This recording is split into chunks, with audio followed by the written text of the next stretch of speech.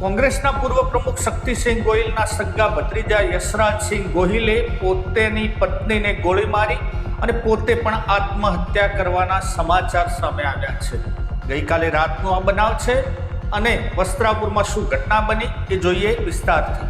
નમસ્કાર, હું છું રમેશ ચૌધરી ને આપ નિહાળી રહ્યા છું ષડયંત્ર.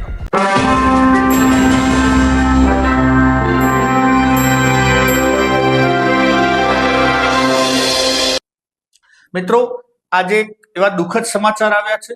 કોંગ્રેસના પૂર્વ પ્રમુખ શક્તિસિંહ ગોહિલ અને એમના સગા ભત્રીજા એટલે કે યશરાજસિંહ ગોહિલ એ એમની પત્ની સાથે એનઆરઆઈ ટાવર વસ્ત્રાપુર જજીસ બંગલોઝમાં રહેતા હતા. યશરાજસિંહ પોતે ગુજરાત મેરીટાઈમ બોર્ડમાં હમણાં ક્લાસ 2 માંથી ક્લાસ 1 ઓફિસર બન્યા છે. એટલે બહુ સુખી સંપન્ન પરિવારમાંથી તો આમે આવે છે, બહુ વેલ એજ્યુકેટેડ, અને ત્યાં ફરજ બજાવતા હતા.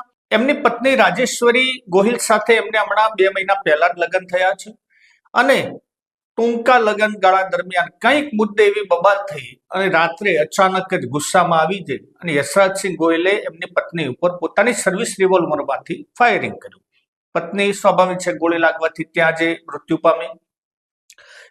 યશરાજસિંહે પછી 108 ને જાણ કરી. 108 ની ટીમ ત્યાં આવી. ટીમ આવી અને લાશની ડેડ બોડીને મૃત જાહેર કરીને ટીમ ત્યાંથી લઈ જાય છે અને એના તરત જ પછી યશરાજસિંહ પોતે પણ પોતાના જ ઘરમાં એ જ રિવોલ્વર અને પોતે લવણે ગોળી ખાઈ અને પોતે સુસાઇડ કર્યું, એટલે કે આત્મહત્યા કરી દીધી. આ એક મહત્વના સમાચાર છે મિત્રો. ગઈકાલે રાતની જે આ ઘટના છે, આખું એનઆરઆઈ ટાવરમાં અત્યારે તો કોઈને જવાની પરમિશન નથી, ફક્ત સોસાયટીના વ્યક્તિઓ જ, કારણ કે હાઈ પ્રોફાઇલ કેસ છે. શક્તિસિંહ ગોહિલ કોંગ્રેસના પૂર્વ પ્રમુખ છે અને અત્યારે કોંગ્રેસના એક મોટા આગેવાનમાં ગણાય છે, પરંતુ પોતાના સગા જ ભત્રીજાની જ્યારે આ રીતે આ મોત થયું હોય, કારણ કોઈ પણ હોય, પરંતુ ટૂંકા ગાળામાં એટલે કે 2 મહિના પહેલા આ વ્યક્તિઓના લગ્ન થયા છે.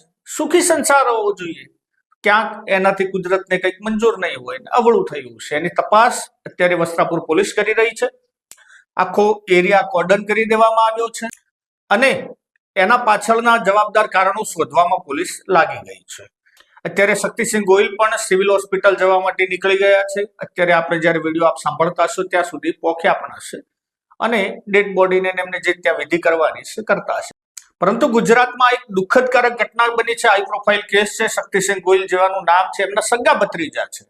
માટે આના અંદર શું શું બહાર આવે છે તો પોલીસ તપાસના અંતે ખબર પડશે. પરંતુ અત્યારે યશરાજસિંહ ગોહિલ પણ મૃત્યુ પામ્યા છે અને એમની પત્ની રાજેશ્વરી બાને પણ મૃત્યુ જાહેર કરવામાં આવ્યા છે. આ ગુજરાતનો એક હાઈ પ્રોફાઇલ કેસ. શું એના પાછળ અપડેટ થશે, શું આગળના સમાચાર આવે છે, જેવા સમાચાર અમને મળશે તે આપને સુધી પહોંચાડવાનો પ્રયત્ન કરશું. ભગવાન મૃતકની આત્માને શાંતિ આપે.